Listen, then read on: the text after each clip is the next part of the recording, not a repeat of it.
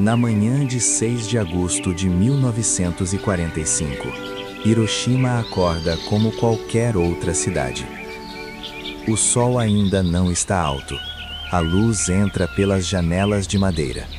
O ar é quente, mas suportável. Há silêncio e rotina. Dentro das casas, o dia começa cedo. Uma mãe dobra roupas enquanto observa o filho terminar o café. O vapor sobe da tigela. O menino reclama do gosto, como qualquer criança. Ela insiste. Ele obedece. É só mais uma manhã. Em outra rua, uma menina ajusta o uniforme escolar. Aperta o laço, confere os cadernos, olha para fora e vê outras crianças passando. Algumas conversam, outras caminham sozinhas. O dia parece normal. Homens saem para o trabalho. Alguns de bicicleta, outros a pé. Alguns carregam ferramentas, outros apenas uma pasta. O rosto é sério. A guerra existe, mas ainda não chegou ali, como chegou em outras cidades. Hiroshima ainda está de pé. Fontes históricas indicam que, até aquele momento, a cidade não havia sofrido bombardeios massivos como Tóquio ou Osaka. Isso cria uma sensação estranha, uma mistura de medo e falsa segurança. Os alarmes aéreos tocam com frequência. Mas quase sempre, nada acontece. E as pessoas aprendem a conviver com isso. Ignoram o som. Continuam o café. Continuam o caminho. Continuam vivendo. Nas ruas, o movimento cresce. Trens passam. Lojas abrem. Funcionários chegam aos escritórios. Crianças atravessam pontes. Professores organizam salas. Tudo está acontecendo, ao mesmo tempo. E nada indica que, em poucos minutos, tudo isso deixará de existir.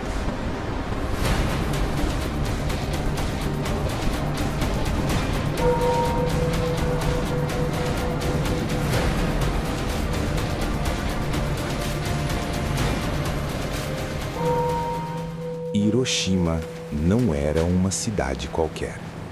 Por trás daquela rotina aparentemente tranquila, existia guerra. O Japão, em agosto de 1945, já estava à beira do colapso. Meses de bombardeios devastaram cidades inteiras. Tóquio queimava. Osaka estava destruída. A infraestrutura do país estava sendo lentamente esmagada. Mas Hiroshima ainda permanecia de pé. E isso não era um detalhe, era um fator estratégico. Fontes históricas indicam que Hiroshima era um importante centro militar e logístico do Império Japonês. Ali estavam quartéis, centros de comando, depósitos e rotas essenciais para o deslocamento de tropas. Estrategicamente, isso significava uma coisa: Hiroshima não era apenas uma cidade. Era um alvo. Mas no solo, ninguém pensava assim. Para os moradores, Hiroshima não era um ponto militar. Era casa. Era escola.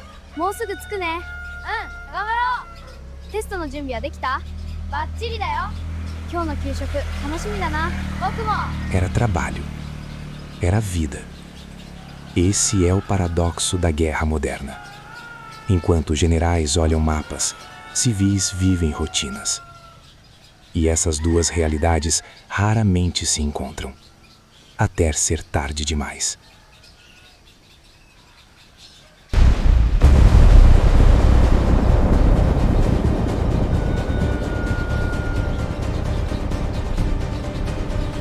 O sistema de defesa aérea ainda funcionava. Sirenes tocavam. Observadores monitoravam o céu. Mas havia um problema. Os alertas eram frequentes demais. A maioria deles, falsos.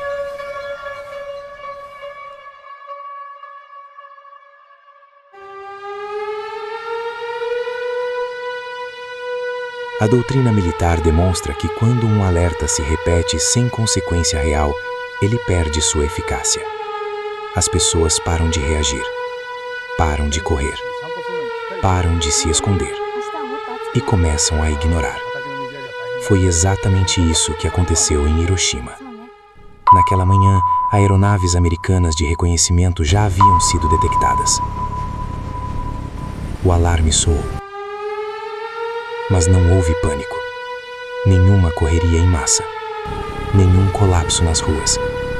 Porque aquilo já tinha acontecido antes. E nada tinha acontecido depois. Então as pessoas seguiram. As crianças continuaram indo para a escola. Os trabalhadores seguiram para seus postos.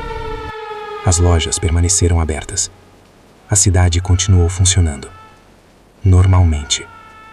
Logisticamente, era uma cidade ativa. Psicologicamente, uma cidade vulnerável. E enquanto Hiroshima seguia seu ritmo, no céu, a guerra já estava decidida. Enquanto Hiroshima seguia sua rotina, a guerra já estava no céu.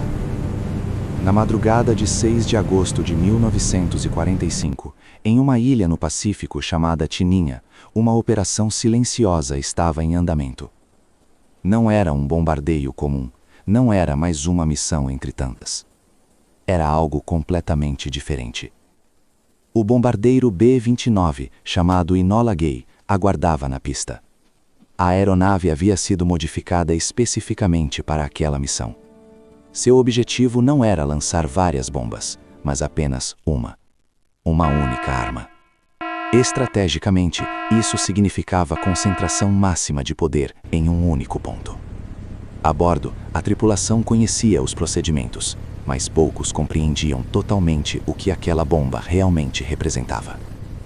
Fontes históricas indicam que o artefato, apelidado de Little Boy, utilizava um mecanismo nuclear baseado na fissão do urânio.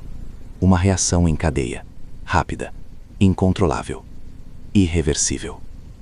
A doutrina militar demonstra que aquela era uma nova categoria de arma. Não era apenas explosiva. Era existencial. Antes da decolagem, o procedimento era claro. Tudo precisava funcionar perfeitamente. Não havia margem para erro. Não havia segunda tentativa. A bomba foi armada parcialmente antes do voo e finalizada já no ar. Esse detalhe revela algo crítico. Até mesmo quem a transportava temia seu funcionamento. Ao lado do Enola Gay, outras aeronaves acompanham a missão. Uma para observação, outra para registro. Porque aquilo não era apenas um ataque. Era um experimento em escala real. Enquanto isso, Hiroshima dormia. Ou acordava. Ou simplesmente vivia. Sem saber. Horas depois, o avião já se aproximava do Japão. O céu estava limpo. Visibilidade perfeita. Condições ideais. Logisticamente, era o cenário exato planejado. Nenhuma interferência. Nenhuma defesa aérea significativa. Nenhuma resistência. O alvo estava vulnerável. Dentro da aeronave, os últimos procedimentos são executados. A bomba é preparada para lançamento. Cada movimento é técnico, preciso, controlado. Mas há algo que não pode ser controlado. O que vai acontecer depois? Às 8h09 da manhã, Hiroshima já está abaixo deles. A cidade continua funcionando. As pessoas continuam caminhando. As crianças continuam indo para a escola. Nada mudou. Ainda. Às 8h15, o bombardeiro atinge a posição ideal. A escotilha se abre. E naquele instante, o destino da cidade já não pertence mais a ela. Às 8h15 da manhã, o mundo mudou em um instante. Sem aviso, sem transição, sem tempo para entender. Tudo ainda está normal. Até aqui, um clarão. Não é uma explosão comum, não é fogo.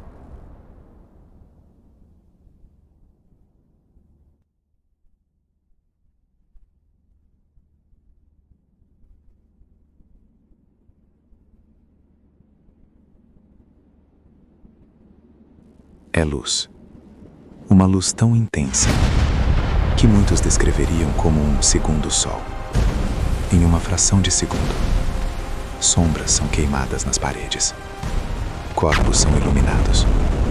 E então, apagados. O tempo parece parar, mas não para. Porque logo depois da luz, vem o calor. Uma onda térmica atravessa a cidade. A pele exposta começa a queimar instantaneamente. Roupas pegam fogo. Madeira incendeia. Tudo que pode arder, arde. E então, vem a pressão. O ar se transforma em uma força invisível e brutal. Uma onda de choque atravessa Hiroshima a velocidades absurdas. Casas são esmagadas. Vidros explodem. Estruturas colapsam. Pessoas são arremessadas como se não tivessem peso. O som chega depois. Um estrondo profundo. Violento. Inescapável. E quando ele chega, já é tarde demais. O centro da explosão atinge temperaturas extremas. Milhares de graus. O suficiente para vaporizar materiais. Para carbonizar corpos. Para apagar vidas em um único instante. No ponto exato da detonação, simplesmente não há sobrevivência. Ao redor, há sofrimento. Em segundos, Hiroshima deixa de ser uma cidade e se torna um evento.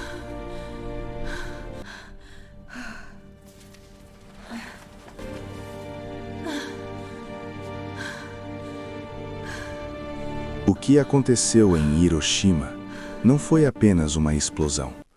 Foi a sobreposição de forças físicas extremas atuando ao mesmo tempo.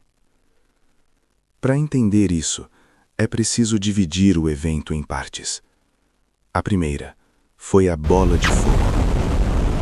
No instante da detonação, uma esfera de energia se forma no ar. Seu núcleo atinge temperaturas superiores a 1 milhão de graus Celsius. Em menos de um segundo, essa esfera se expande rapidamente. Tudo próximo ao centro da explosão é simplesmente consumido.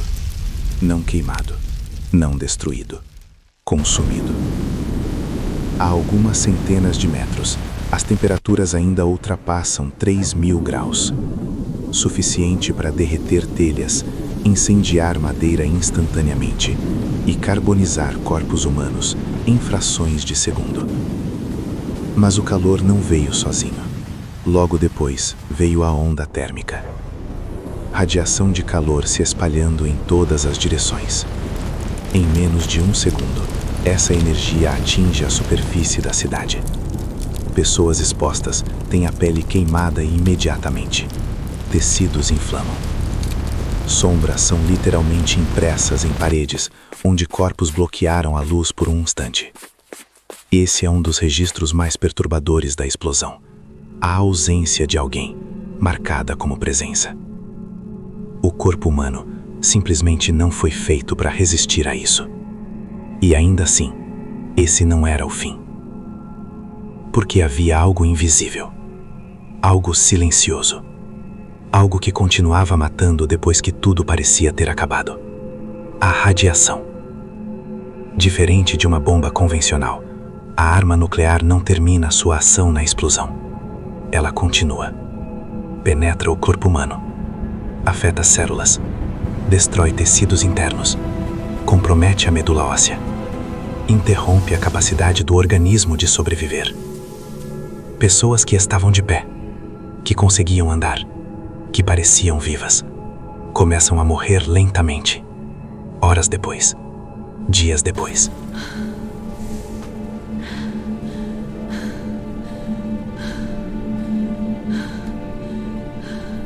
Sem entender por quê. Esse é o verdadeiro diferencial da arma atômica. Ela não apenas destrói no instante, ela prolonga a destruição no tempo. Estrategicamente, isso representa a forma mais eficiente de devastação total. Logisticamente, é a compressão máxima de energia destrutiva em um único evento. Mas na prática, significa algo muito mais simples. Depois da luz, depois do calor, depois do impacto, veio o silêncio.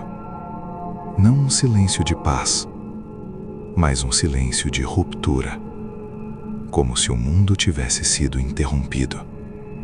E então vieram os sons. Gritos, chamados, pedidos de ajuda. Mas ninguém sabia quem ajudar primeiro, porque todos precisavam de ajuda. Nas ruas, as pessoas começaram a se levantar, ou tentar.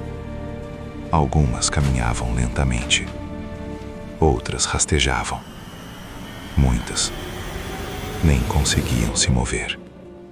Roupas haviam sido arrancadas pela explosão, ou consumidas pelo fogo. Pele queimada pendia dos braços. Corpos estavam cobertos de fuligem. E ainda assim, essas pessoas caminhavam, sem direção, sem entender, sem saber para onde ir. Fontes históricas descrevem sobreviventes andando em silêncio, com os braços estendidos à frente do corpo. Não por escolha, mas porque a pele queimada não suportava o contato. Esse detalhe se repetiu tantas vezes que virou uma imagem coletiva do desastre. As ruas de Hiroshima deixaram de ser ruas e se tornaram caminhos de fuga. Mas fuga para onde? A cidade estava em chamas. Incêndios se espalhavam rapidamente. Casa após casa, rua após rua. O ar estava quente, pesado, quase impossível de respirar. Muitos correram em direção aos rios. Era uma reação instintiva. Água significava sobrevivência. Mas ao chegar lá, o cenário era outro. Corpos acumulados nas margens. Pessoas entrando na água e não saindo. Outras, já sem forças, caindo antes mesmo de alcançar. O desespero no mar organizado era caótico, era individual. Porque ninguém no mundo tinha visto algo assim antes. A guerra sempre teve mortos, sempre teve destruição. Mas aquilo era diferente. Era absoluto. Depois do fogo, depois da destruição, veio algo que ninguém podia ver. E justamente por isso, era ainda mais assustador. A radiação. Ela não fazia barulho, não tinha cheiro, não tinha forma, mas estava lá, no ar, no solo, nos corpos. As pessoas que sobreviveram ao impacto inicial começaram a apresentar sintomas. No começo, pareciam leves: cansaço, náusea, tontura. Mas rapidamente se tornavam algo pior, muito pior. Fontes históricas indicam que a radiação ionizante afetava diretamente o interior do corpo humano. Não era um ferimento externo, era um ataque interno, silencioso, progressivo. As células começavam a morrer. A medula óssea era comprometida. O sistema imunológico entrava em colapso. E então, os sinais apareciam: queda de cabelo, sangramentos espontâneos, febre alta, fraqueza extrema. Pessoas que haviam sobrevivido à explosão começavam a morrer dias depois, sem entender, sem tratamento, sem chance real de recuperação. Esse era o aspecto mais cruel da arma. Ela criava uma falsa sensação de sobrevivência, mas era temporária. Estrategicamente, isso significava que a destruição não se limitava ao momento do impacto. Ela se estendia no tempo. Continuava, silenciosamente. E havia ainda outro fenômeno: a chamada chuva negra. Após a explosão, partículas radioativas se misturaram com poeira, fuligem e vapor de água, e caíram sobre a cidade, como uma chuva escura, contaminando ainda mais o ambiente. Pessoas que já estavam feridas bebiam aquela água, sem saber. Outras eram atingidas diretamente, sem entender. A guerra havia mudado. Não era mais apenas sobre destruir estruturas. Era sobre comprometer o próprio ambiente, transformar o espaço em algo hostil à vida. E isso criava um novo tipo de medo.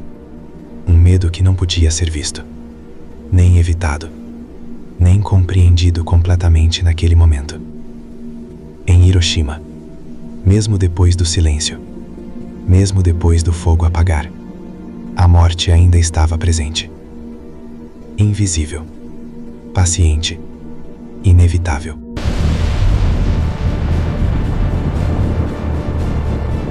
Depois do clarão, depois do fogo, depois da morte, restou o que ninguém estava preparado para ver. Uma cidade que já não existia. Hiroshima não estava danificada. Hiroshima estava apagada. Grande parte das estruturas havia desaparecido.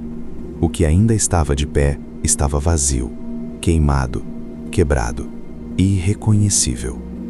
Fontes históricas indicam que uma área de vários quilômetros foi completamente devastada. Mas o impacto não era apenas físico, era psicológico, era coletivo, era humano.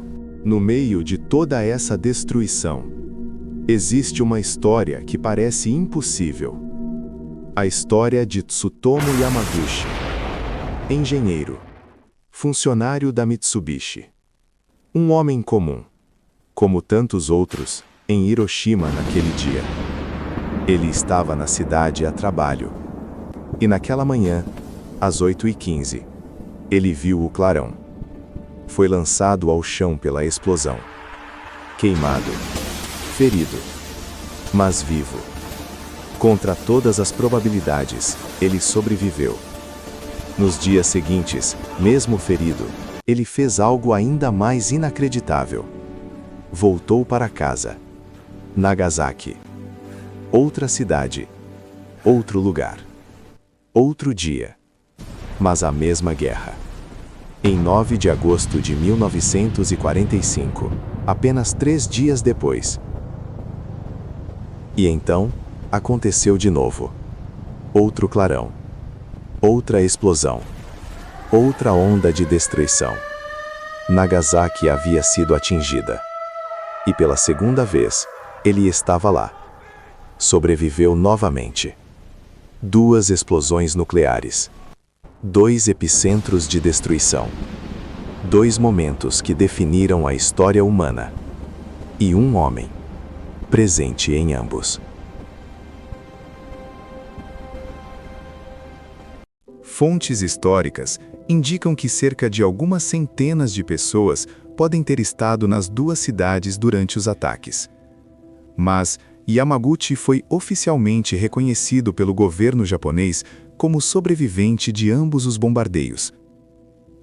Sua existência não é apenas um fato histórico. É um símbolo. Um lembrete vivo de até onde a destruição pode chegar e até onde a resistência humana pode ir. Ele viveu por décadas após a guerra, carregando não apenas as cicatrizes físicas, mas a memória de 2 fins do mundo. E talvez essa seja a forma mais poderosa de encerrar essa história. Porque Hiroshima não começa com a explosão. Começa com pessoas. E não termina com a destruição. Continua naqueles que sobreviveram. E naquilo que nunca mais pode ser esquecido.